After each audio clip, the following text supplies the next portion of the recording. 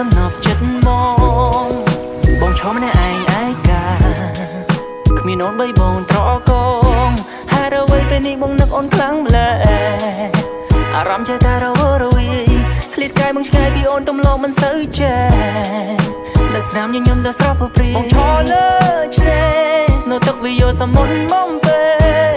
អូ baby ប្រចាំជាអ្នកបញ្ជាពន្លឺទឹកសមុទ្រគឺជាអ្នកជួយបំភ្លឺស្នេហាយើងឲ្យមានពន្លឺដូចជាតារាព្រះលើមេឃអ្វីគ្រប់យ៉ាងនៃអូនគឺជាសម្រាប់បងអ្វីគ្រប់យ៉ាងនៃបងគឺជាសម្រាប់អូនយប់ស្មាននេះទៅហើយបងនៅតែនឹង